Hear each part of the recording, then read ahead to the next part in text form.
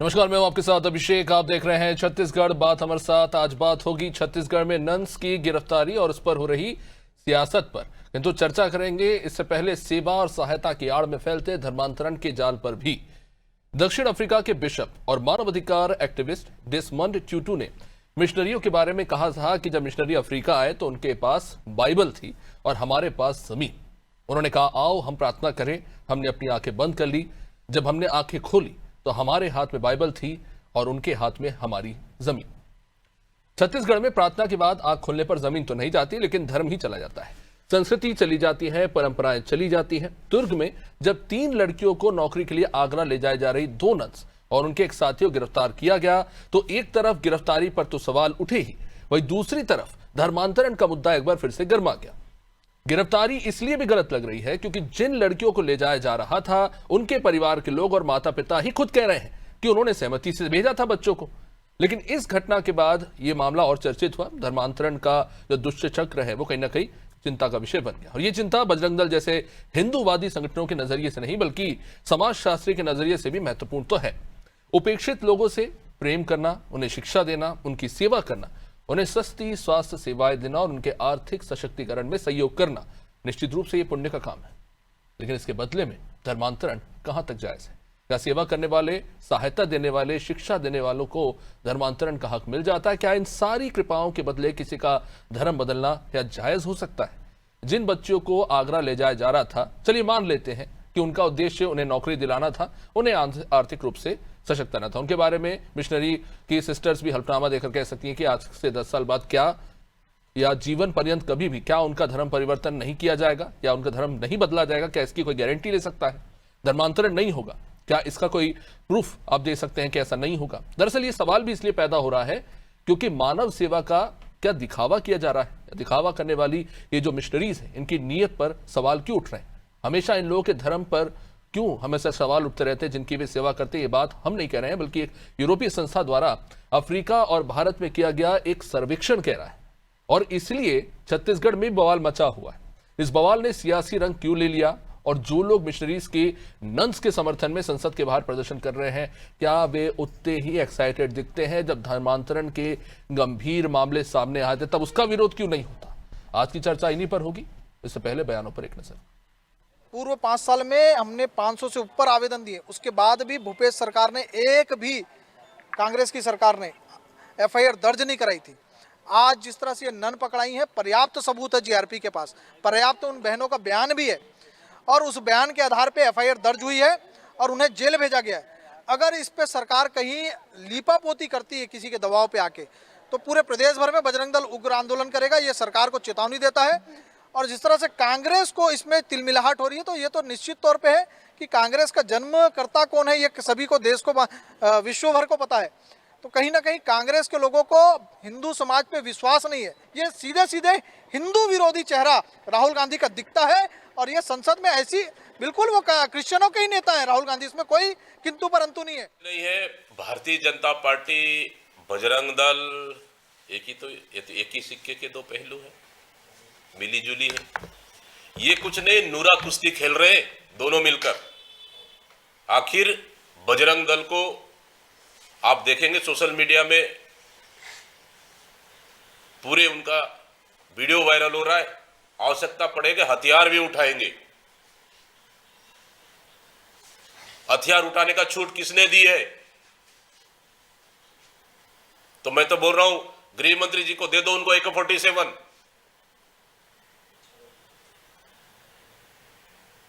प्रदेश में लोकतंत्र है या जंगल राज? क्या सरकार अपने गुंडों को संरक्षण दे रही है? क्या सरकार इस तरह के माहौल, डर भय का माहौल पैदा करना चाहती है प्रदेश में? नहीं होने देंगे, प्रदेश में इस तरह का माहौल पैदा होने नहीं देंगे। जो भी इस विषय पर काम करना चाहें वो काम करें। मैं आपसे निश्चित रूप से ये कहना चाहता हूं कि वर्तमान में छत्तीसगढ़ में 1968 का धर्म स्वातंत्र अधिनियम लागू है और 1968 के धर्म स्वातंत्र अधिनियम के जितने भी प्रावधान है उस पर ही कार्रवाइयाँ होती हैं। ये प्रावधान अभी आज की परिस्थितियों में पूर्ण पर्याप्त नहीं है और इसलिए अन्य प्रावधानों की आवश्यकता है। उस पर सरकार काम कर रही है, कानून के साथ हम सामने आएंगे। जो भी संस्था इस पर काम करती है संयमित रहे, बस मेरा इतना ही आग्रह है। सिर्फ बजरंग दल नहीं, दूसरी संस्थाओं को भी काम करना चाहिए। तो ये बेहद दिलचस्प मामला है, आप थोड़ा समझिए इसको। ये कहानी दरअसल ऐसी है कि दो नन्स पर मानव तस्करी का आरोप लगा है, धर्मांतरण के उद्देश्य से इन पर आरोप लगाया गया, लेकिन जो पीड़ित है वो कह रहे हैं कि हम अपनी मर्जी से गए। पीड़ित के परिवार वाले कह रहे हैं कि नहीं, हमारी जानकारी में है, हम ही ने उन्हें भेजा। लेकिन उसके बावजूद नन्स के ऊपर केस दर्ज हो जाता है, मानव तस्करी का भी, धर्मांतरण तो ही। अब इन सब के बीच में बीजेपी कह रही है कि धर्मांतरण की साजिश हुई है, कानून अपनी कार्रवाई करेगा। वहीं दूसरी तरफ केरल के बीजेपी यूनिट वाले कह रहे हैं कि ये मामले पूरे झूठे हैं, नन्स पर जो आरोप लगाए हैं सबके सब झूठे हैं। ये दिलचस्प कहानी है इस पूरे मामले की, जब बीजेपी के ही नेता एक प्लेटफॉर्म पर नहीं आ पा रहे इस मुद्दे को लेकर। समझने की कोशिश करेंगे। आज हमारे साथ गोपाल सुमंत तो जुड़ रहे बीजेपी से, अभिमन्यु मिश्रा कांग्रेस से, नागेंद्र वर्मा वरिष्ठ पत्रकार हमारे साथ हैं। गोपाल जी, सीधा सीधा सवाल है, ये हो क्या रहा है? दो नन्स की जिस तरह से गिरफ्तारी हुई, जिस तरह की धाराएं उन पर लगाई गई, मेरा सीधा सवाल उसी पर है। आपकी छत्तीसगढ़ के नेता बोल रहे हैं कि सब कुछ कानूनन हो रहा है, वहां पर आपके केरल से आप ही के बीजेपी के महामंत्री आ रहे हैं नन्स से मिलने के लिए और कह रहे हैं कि ये सारी बातें झूठ है, आप ही की पार्टी के लोगों में ही समन्वय नहीं है। अभिषेक जी, देखिए, विरोधाभास कहीं भी पार्टी के अंदर किसी भी स्तर पर किसी भी प्लेटफॉर्म में नहीं है, लेकिन जिस तरह से इसको शोकेस किया जा रहा है, चाहे वो पार्लियामेंट में हो, चाहे वो किसी दूसरे सदन में हो, और चाहे वो दीपक बैज जी के भाषा में हो। दीपक बैज जी ने जिस तरह से कहा कि हम चलने नहीं देंगे, ये लोकतंत्र है, मैं मानता हूं ये लोकतंत्र है दीपक बैज जी, तभी आप सदन के बाहर बैठे। और ये लोकतंत्र की ही परिपाटी है कि आज सदन के बाहर बैठ के आपको भाषण देना पड़ रहा है। और दीपक बैज जी, क्या आप इस भाषण को देते समय वो दिन कब काला दिन भूल गए जब 2004 में आपकी सरकार थी और दिवाली के दिन शंकराचार्य जी को गिरफ्तार किया गया था? वो दिन आपको याद नहीं है? मुझे आप अपने पूरे 70 साल के इतिहास में दिखा दीजिए, ईद के दिन किसी मौलवी को अगर गिरफ्तार किया हो आपने किसी अपराध में, या तो गोपाल जी, आप कह रहे हैं कि इस तरह से इंसाफ किया जा रहा है क्योंकि हिंदू धर्म के एक शंकराचार्य जी को गिरफ्तार किया गया, तो चलिए अब हम ईसाई धर्म के नन्स को गिरफ्तार करके बराबर करेंगे। अभिषेक जी, ये नहीं बोल रहा हूं मैं, ये बोल रहा हूं कि हर समय सेक्युलरिज्म का एक कांटा जो होता है वो हमेशा हिंदू धर्म के ऊपर ही कांग्रेस का क्यों होता है? अगर कोई गिरफ्तारी हुई है कानूनन रूप से, अगर कोई उसमें खामी है, परिवार में जो बड़ा होता है उसकी ज्यादा जिम्मेदारी होती है ना परिवार को चलाने की। और अगर इस देश में सबसे ज्यादा मानने वाले हिंदू धर्म के हैं तो कहीं ना कहीं उन पर भी एक सामाजिक जिम्मेदारी है। आप इससे इनकार नहीं करेंगे? अभिषेक जी, मैं तो आपको अभी इसी डिबेट में मैं अपना एक्सपीरियंस बता रहा हूं। मैं रायपुर के एक मिशनरी स्कूल में पढ़ा हूं। मैं जब पढ़ता था ना, तब इतनी जागरूकता नहीं थी। हमें हर शुक्रवार को चर्च ले जाया जाता था। क्यों ले जाया जाता था? जिसका कोई आधार नहीं था। हमें चर्च के प्रेयर करवाए जाते थे। हमें ये बोला जाता था almighty God is the great, ये प्रेयर का लाइन्स होता था। हमें किससे पूछ के ये करवाते था? दिक्कत यहाँ ये हो रही है अभिषेक जी कि हिंदू समाज जाग गया है। हिंदू समाज गोपाल जी, वैसे मिशनरियों के खिलाफ खड़ा हो रहे हैं। पूछना नहीं चाहिए, आपका निजी मामला है, लेकिन आपने खुद ही अब उठाया तो मैं पूछना चाहता हूं कि गोपाल जी, यही तो मेरा सवाल है ना कि आपको मिशनरी स्कूल में क्यों पढ़ना पड़ रहा है? विदाउट मिशनरीज क्यों अच्छे स्कूल, कॉन्वेंट स्कूल्स नहीं है? बिल्कुल अभिषेक जी, आपने मेरा सवाल का उत्तर ही आपने खुद दे दिया। अब बताइए, 1947 से 2014 तक की किसकी सरकार थी? ज्यादा समय तक पूरे देश में किसकी सरकार थी? अगर स्कूल नहीं बन पाए थे और मिशनरियों को आके स्कूल बनाना पड़ रहा था तो कांग्रेस थी कहां? अगर पूरे प्रदेशों में कांग्रेस की सरकार थी तो स्कूल बनाने की जिम्मेदारी किसकी थी? आज वो क्यों नहीं पनप पा रहे हैं? आज मिशनरीज इसलिए विरोध का सामना कर रहे हैं क्योंकि स्कूल्स भी पर्याप्त बन चुके हैं और आपका मीडिया भी सशक्त हो चुका है। अब किसी बालक को या किसी बालिका को चर्च में ले जाकर almighty God is the great का पाठ नहीं पढ़ाया जा सकता है। लेकिन 1968 का जो धर्म स्वतंत्रता कानून था ना, उसके आप पन्ने पढ़ के देख लीजिए। तीन पन्नों का कानून बना था, 3 पन्नों का कानून, और उसमें कोई भी सजा का प्रावधान नहीं था। नहीं, उसमें सजा का प्रावधान है, उसमें सजा का भी प्रावधान है, 5000 के जुर्माने का भी प्रावधान है। 5000 कानून का मतलब ही नहीं है। मैं आपको बता दूं ना, जेल का प्रावधान तो है ना, आप फांसी पे तो नहीं चढ़ा देंगे। एक मिनट अभिषेक जी, आप उसमें ये बताइए कि धर्मांतरण करने का उपाय किसको माना गया है? आपने अगर वो एक्ट पढ़ा हो तो जी। उस पूरे एक्ट में धर्मांतरण की क्रिया या धर्मांतरण की प्रोसेस किस चीज को माना गया? हम्म। कहां पे उल्लेख है कि धर्मांतरण कराने से पहले आपको उद्घोषणा करना पड़ेगा? कहां पे उल्लेख है कि धर्मांतरण के बाद आपको उद्घोषणा करनी पड़ेगी? पर बजरंग कहां दल को पे तो पता होता है कि धर्मांतरण हो रहा है, आपके कानून को नहीं पता, लेकिन बजरंग दल को पूरी डिटेल में पता है कि कैसे देखिए, धर्मांतरण होता है। मैं यही आपको बोल रहा हूं कि दोनों चीज को अपन मिंगल नहीं कर सकते अभिषेक जी। 1968 की कानून की जब बात कर रहे हैं, ठीक है, कानून जब को नहीं आपने पता, 5,000 कानून अंधा है, जब पुलिस भी आपने अंधी है। 5,000 के देखिए पुलिस को पता है कैसे होता है धर्मांतरण, कैसे प्रलोभन दिया जाता अभिषेक है। जी, जब आपने 5,000 के फाइन की बात की तो मैंने आपको वो भी बताया कि इसमें प्रोसेस डिफाइंड नहीं है उस कानून में। और अगर जिस आपने बहुत अच्छी बात एक कही, जो घर में बड़ा होता है उसी को डिसीजन करना होता है, तो आप ये मानते हैं क्या कि कांग्रेस अगर 70 साल तक नहीं, हर डिसीजन लेवल के रियासत सत्ता जिम्मेदारी, में- डिसीजन लेने का किसी को जिम्मेदारी। नहीं है, वो कानून के सम्मति होगा और संविधान के अनुरूप। तो अभिषेक जी, अगर जो 70 साल तक इस देश को और इस प्रदेश के अलग अलग इस देश के अलग अलग अब सर वही वो अभिमन्यु जी बोलेंगे 15 साल से आप भी सरकार में थे, आपने क्या किया? हम तो मैं वो परिवर्तन बोर किया हो ना। चुका हूं, मैं वो सुन सुन के। हमने काम किया अभिषेक जी। हमने ये जो अभी कर रहे हैं वही हमने चीज। 7 प्रदेशों में धर्मांतरण का कानून लागू करवाने का काम किया। और मैं आपको एक जानकारी भी दे रहा हूं अभिषेक जी, 22 सितंबर 2022 को कर्नाटक में बीजेपी की सरकार थी, धर्मांतरण पे कानून लाती है। और 2023 मई में जब कांग्रेस की सरकार बनती है, 20 मई 2023 में, तो पहला कैबिनेट होता है, 12 जून 2023 में वो धर्मांतरण के कानून को स्क्रैप कर देते हैं। हाँ, तो उन्होंने अभिषेक जी- चुनावी वादा किया था कि हम आएंगे तो ये कानून हटाएंगे, वो तो बोल के किए थे ना। अभिषेक जी किसी भी मंच पर अगर आप बात करने को तैयार हैं तो आपको यह भी बात करना पड़ेगा कि कांग्रेस ने हिंदुओं के लिए कब लड़ाई लड़ी।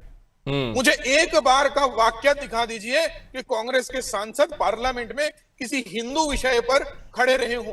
मुझे एक वाक्य दिखा दीजिए आप। ठीक है, जवाब ले लेते हैं। अभिमन्यु जी जवाब दीजिए, ये जो स्टैंड अभी लिया जा रहा है वो स्टैंड हिंदुओं के लिए नहीं लेते आप? देखिए, सबसे पहले तो आप सभी को नमस्कार, आपके व्यूअर्स नमस्कार। मैं चाह रहा था कि आज के मुद्दे पर जो सरकार का क्या स्टैंड है उसकी कोई जानकारी हमको मिले गोपाल सामंत जी के वक्तव्य में, लेकिन बहुत दिन इंतजार करने के बाद भी ऐसा कुछ मिला नहीं। केवल बातों को यहाँ से वहां ले जाना, कहीं की बात कहाँ करना, इस मुद्दे पर एक भी बात उन्होंने नहीं की। आपने 2-3 सवाल पूछे कि जो उनके परिवार का कहना है और जिस तरह के भी चीजें आ रही हैं। पहले भी मैं आपके साथ डिबेट पे बैठा था, मैंने ये बात कही थी इस बारे में कि लगातार एक पैटर्न बन चुका है कि पुलिस सीधा कार्रवाई कहीं करती नहीं। पहले बजरंग दल, विश्व हिंदू परिषद जाते हैं, वे जाके हंगामा खड़ा करते हैं, उसके बाद वे दबाव बनाते हैं FIR कराने का, तो फिर FIR होती है। इस बारे में बात हमारी हुई। अब उसके बाद आज देखिए वही परिस्थिति उत्पन्न हुई है। यहाँ कांग्रेस बीजेपी कहीं से था ही नहीं मामला। ये मामला कांग्रेस और बीजेपी का है ही नहीं, क्योंकि भारतीय जनता पार्टी के महामंत्री केरल के जो हैं वो स्वयं इस बात पे छत्तीसगढ़ भाजपा के अगेंस्ट में खड़े, आपने खुद बताया। उसके अलावा ये मामला मुख्यतः ये है कि जो धर्म संघर्ष की स्थिति, जो कि भाजपा जिसके लिए जानी जाती है कि वर्ग संघर्ष स्थिति पैदा करते हैं। नहीं अभिमन्यु जी, आपकी सरकार में भी ऐसे ही हालात थे।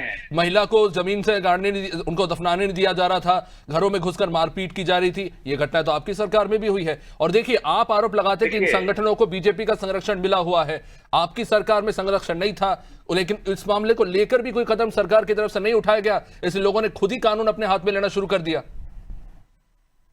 देखिए, मैंने दुर्घटना किसके सरकार में हुई किसके में नहीं हुई उसके बारे में नहीं कहा। दुर्घटनाएं किसी की सरकार में हो सकती हैं, लेकिन उसके ऊपर जो वो सरकारें क्या एक्शन लेती हैं वो डिपेंड करता है। अभी देखिए, यही तो सवाल है अभिमन्यु जी। दीपक बैज जी के बयान में गंभीरता नहीं दिखी।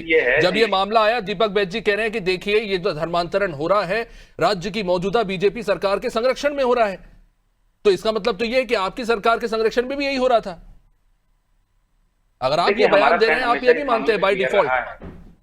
जी नहीं, हमारा स्टैंड इस मामले में क्लियर रहा है। जैसा कि धर्म स्वतंत्र विधेयक की भी बात हो रही थी कि अगर फोर्सफुली धर्मांतरण कराया जाता है, प्रलोभन देकर धर्मांतरण कराया जाता है या किसी भी तरह के अंधविश्वास के माध्यम से कराया जाता है धर्मांतरण, तो पूर्णतः गलत है, सजा होनी चाहिए और पहले के कानून बने हुए। लेकिन चूंकि भारतीय जनता पार्टी का कहना है कि जो कानून है वो कमतर है, उससे और मजबूत कानूनों की जरूरत है, तो ठीक है, वो 60 दिन में कानून ये लाने वाले थे। अब 60 दिन का कैलेंडर अब तक इनका शायद छप पाया कि नहीं छप पाया वो मुझे नहीं पता। अब बात यह है कि ऐसी स्थिति में जब तक क्लियर नहीं होता, क्योंकि स्टैंड अब आप देखिए ईडी अच्छा, कांग्रेस क्या मानती है कि कानून जो है कमजोर है? बताना चाहिए। तो आप मानते हैं कि 1968 का जो कानून है वो कमजोर है और कड़े कानून की जरूरत है? देखिए, कानून का इम्प्लीमेंटेशन मुख्य होता है। अगर जिस पार्टी को लगता है, भारतीय जनता पार्टी को जैसा लगता है कानून कमजोर है, वो उसके नाम से राजनीति करते हैं। वो कहते हैं कि वे लाएंगे कानून, उसके उन्होंने उस नाम पे वोट मांगे, तो उनको लेकर आना चाहिए था 60 दिन के अंदर में जो कानून, जैसा कि उन्होंने वादा किया था, उनको कानून लेकर के आना चाहिए। और इस स्थिति में भी, इस केस में भी अपना जो पुलिस है उसको अपना पक्ष क्लियर करना चाहिए कि क्या क्या साक्ष्य मिले हैं, क्या उसमें बयान मिले हैं। क्योंकि क्या है, किसी भी हमारा स्टैंड जिसमें बता रहा था कि जो अगर दोषी हैं, वे अगर दोषी हैं तो कड़ी से कड़ी सजा मिलनी चाहिए। वे अगर दोषी नहीं है तो उनके अधिकारों की रक्षा होनी चाहिए, उनको कहीं से कहीं तक प्रताड़ित नहीं किया जाना चाहिए। बात ऐसी भी आ रही थी कि वहां पर किसी ने दुर्व्यवहार करने की कोशिश की, तो ये सारी चीजें नहीं होनी चाहिए। न्याय होना चाहिए, अगर गलत किसी ने किया है तो उसे उसकी सजा मिलनी चाहिए, हमारा ये कहना है। तो यहाँ पर राजनीति क्यों हो रही है या कांग्रेस बीजेपी क्यों कहा जा रहा है, हमें ये समझ में नहीं आ रहा है। क्योंकि जैसा कि आपने कहा, कुछ केरल के भारतीय जनता पार्टी के नेता हैं जो इनको बोल रहे हैं कि इस कार्रवाई के खिलाफ है। तो भारतीय जनता पार्टी और खासकर पुलिस प्रशासन जो है, अपना स्टैंड उनको क्लियर करना चाहिए। गृह मंत्री को जनता से इस बात को करना चाहिए ताकि संघर्ष की स्थिति पैदा ना हो। ठीक, नागेंद्र जी, बड़ी दिलचस्प आंकड़े निकल के सामने आ रहे हैं। यूसीएफ के भी आंकड़े सामने आए हैं और अलग अलग कंसोर्टियम्स के आंकड़े जो निकल के सामने आए हैं वो ये बताते हैं कि देश में उत्तर प्रदेश के बाद सबसे ज्यादा जो हिंसा हुई है ईसाई धर्म के लोगों के खिलाफ वो छत्तीसगढ़ जैसे राज्य में हुई है। इतनी बड़ी आबादी भी रही है छत्तीसगढ़ की, लेकिन उत्तर प्रदेश के बाद सबसे ज्यादा छत्तीसगढ़ में। और ये सिर्फ आंकड़े नहीं है, हम खबरों में भी आए दिन देख रहे हैं कि इस तरह की घटनाएं हो रही हैं कि जहां पर पूरा गांव भीड़ बनाकर किसी चर्च में तोड़फोड़ कर देता है, किसी ईसाई के घर में घुस के वो लोग दादागिरी दिखाते हैं और इस तरह की घटनाएं होती हैं कि कोई व्यक्ति मर जाता है तो उन्हें दफनाने नहीं दिया जा रहा, जबकि उनके पूर्वज उसी जमीन में दफनाए गए, अपनी निजी जमीन में भी दफनाने नहीं दे रहे। ये जो भीड़ तंत्र और ये जो वर्ग संघर्ष की स्थिति बनी है, उसके लिए किसे जिम्मेदार मानते हैं? क्या जो राजनीतिक इच्छा शक्ति राजनीतिक दलों में दिखनी चाहिए थी, क्या उसकी कमी है, या ये एक बढ़िया कह सकते कि पॉलिटिक्स करने का बढ़िया एक मामला है जिसमें से बयानबाजी होती है? देखिए अभिषेक जी, एक तरीके से इसको अवसरवादी पॉलिटिक्स भी कहा जा सकता है, क्योंकि ये सारे जो मुद्दे हैं कहीं ना कहीं ये राजनीति प्रेरक हो जाते हैं और इसका फायदा उठाया जाता है।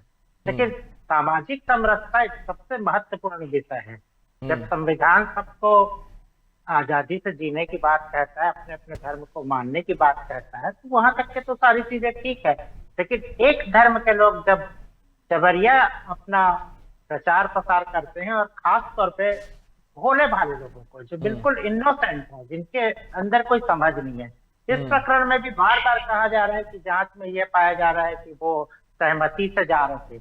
लेकिन क्या आपको पता है कि बस्तर और सरगुजा के आदिवासियों को के पास कितना ज्ञान होता है, कितनी उनकी बुद्धि होती है, उनकी आर्थिक स्थिति कितनी कमजोर होती है। अगर उनको कह दिया जा रहा है कि आपकी बच्ची बहुत अच्छे से रहेगी, हम इसको बहुत अच्छी जगह लेके जा रहे हैं, तो स्वाभाविक रूप से वो क्योंकि उस जगह में है, वहाँ कोई सुविधा तो है नहीं बस्तर और सरगुजा में, तो नागेंद्र जी देखिए, कानून तो खुद ही किसी भी धर्म से आने वाले व्यक्ति को अपने धर्म का प्रचार करने की अनुमति देता है संवैधानिक रूप से। और आपने बिल्कुल सही बात कही कि आदिवासी पिछड़े समाज से होते हैं, ज्यादा शिक्षित नहीं होते हैं, पर यही तो कारण है ना कि वो पिछड़े हैं, उन तक सरकार की जो योजना है वो पहुंची नहीं, वो अकेले थे, वो प्रताड़ित हो रहे थे। एक वर्ग से, एक धर्म से लोग आए, उन्होंने कहा कि हम आपको आपकी मदद करेंगे, आपको ये करेंगे, आपको इन्हें पूजना होगा।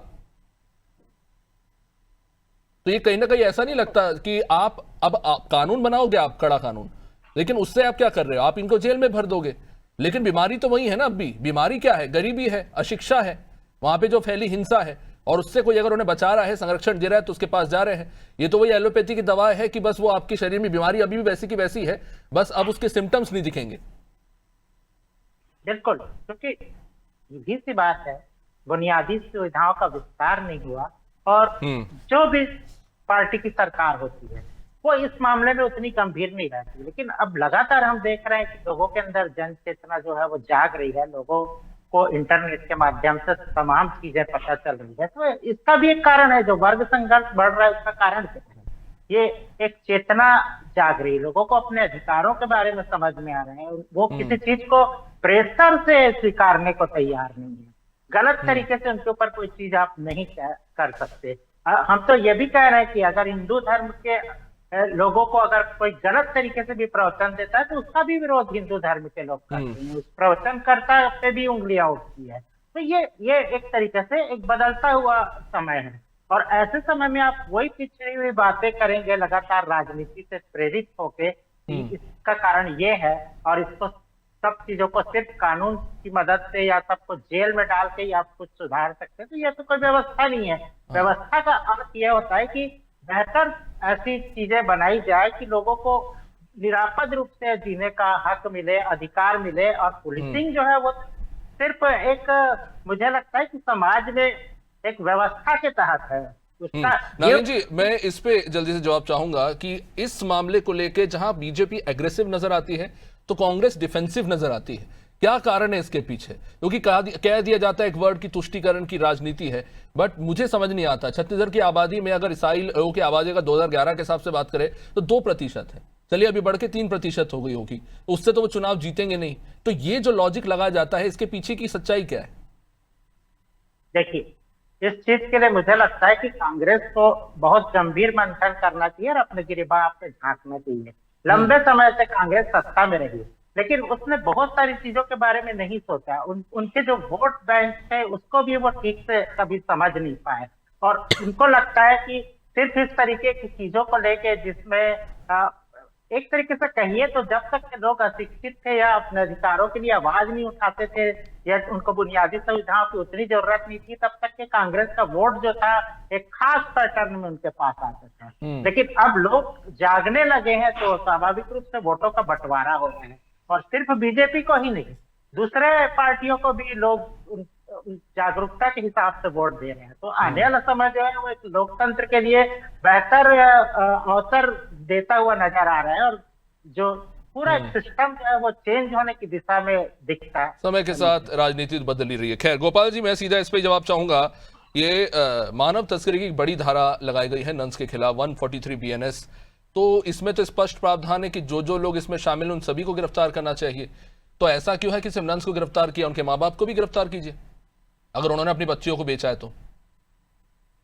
अभिषेक जी, ये जांच का विषय है और जांच आगे बढ़ रहा है। मैं समझा नहीं, अगर नंस गिरफ्तार हो रहे हैं, अगर वो भी जांच के दायरे में है, तो फिर वो माँ बाप भी दायरे में, वो भी भाग जाएंगे, क्योंकि माँ बाप तो कह रहे हैं ना, माँ बाप तो कह रहे हैं कि हमने नहीं बेचा, हमारी अनुमति से गए हैं, हमने भेजा है उन्हें वहां पे रोजगार के लिए। तो अगर आपका पुलिस ये कहता है कि मानव तस्करी हुई है तो फिर उन्हें भी भरिए जेल में, वो क्यों बाहर है? अभिषेक जी, जिन जांच के पहलुओं पर आप बात कर रहे हैं वो निश्चित रूप से जांच के पहलू है, और उस पर मैं किसी भी एंगल से कमेंट नहीं करता या कर नहीं सकता।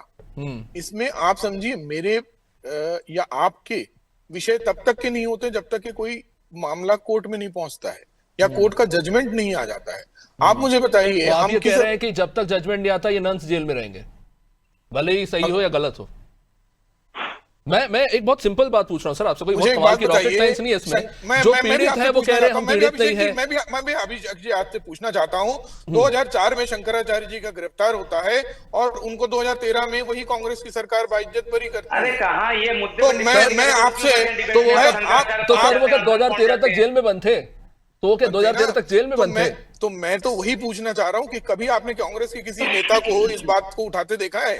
बिरनपुर में एक युवा की हत्या हो जाती है धर्मांतरण के विषय पर, आपने कांग्रेस के किसी नेता को पार्लियामेंट में खड़े हुए देखा है? सर आप ठीक है, आप कह रहे हो आपकी पार्टी में कोई विरोधाभास नहीं है। राजीव चंद्रशेखर जी जो एक्स सेंट्रल मिनिस्टर रहे हैं, उन्होंने तक कह दिया कि सब झूठ है। आप, मैं बिल्कुल नहीं रोक रहा हूँ, आप विषयांतर आप भी नहीं, ठीक है, अभिमन्यु जी वो जवाब देंगे। सर ये तो कोई बात नहीं होती। इस मामले में, इस केस में इतने छेद हैं कि मेरे भी समझ से परे हैं। आपकी पार्टी के सेंट्रल मिनिस्टर कह रहे हैं कि सब कुछ झूठ है, मुख्यमंत्री जी बयान दे रहे हैं कि नहीं सब कानून के दायरे में हो रहा है, आपकी पार्टी के नेता कह रहे हैं कि नंस धर्मांतरण करा रहे हैं, आपकी पार्टी के सेंट्रल मिनिस्टर तक ने दिल्ली से स्टेटमेंट दिया है साहब। निश्चित रूप से अगर अभिषेक जी आप ये बोल रहे हैं ना, तो आपको ये क्लिपिंग दिखानी चाहिए। अगर आपके पास ऐसी कोई क्लिपिंग हो या आपके पास ऐसी कोई जानकारी हो तो आप इस डिबेट में दिखा दीजिए। अभी फिलहाल मेरे पास टाइम नहीं है। देखिए अभिषेक जी, फिलहाल जी मुझे ऐसा लगता है जी कि जब किसी को कानून के दायरे में लाया गया, अभिषेक जी, पूरी इनके जांच पास का कुछ कहने को विषय नहीं है। आई एम रियली सरप्राइज मैं कुछ ऑल्सो। तो कह आज सकते ही हैं। विजय जांच का शर्मा जी विषय कह आपको रहे कहनी चाहिए हैं, अच्छा इसमें। इसकी तो क्लिप भी है, विजय शर्मा जी कह रहे हैं कि पर्याप्त कानून नहीं है और अपडेट करने की जरूरत है। निश्चित फिर रूप भी से ये नंस अगर गिरफ्तार हो गए। 1968 का तो जब तक ठीक है। कानून नहीं आएगा मतलब ये दोनों अंदर रहेंगे। 1968 या तो आप गैर जिम्मेदार, इतने गैर जिम्मेदार सरकार के पक्ष प्रवक्ता मैं हो सकते हैं। एक भी बार अभिमन्यु जी चलिए को ठीक है, उनके बहुत बहुत शुक्रिया आप वार्ता सभी का इस चर्चा में जुड़ने के लिए। ये मामला अभी फिलहाल चल रहा है और इसमें कई तरह के बयान आ रहे हैं, पर देखना होगा कि आगे इस केस में क्या कार्रवाई होती है। देखिए बहुत विरोधाभास है पीड़ित के परिवार वालों के बयानों में, बीजेपी के पार्टी के अंदर के नेताओं के बयानों में भी, लेकिन कई सारे सवाल भी है कि क्या इस पूरे मामले का राजनीतिक इस्तेमाल हो रहा है और क्या कहीं ना कहीं इंटरनली भी कहीं ना कहीं कोई कंफ्यूजन की स्थिति आप पार्टी के अंदर ही क्रिएट हो गई है। खैर आने वाले समय में स्पष्ट होगा। आप देखते रहिए अनादि टीवी। नमस्कार।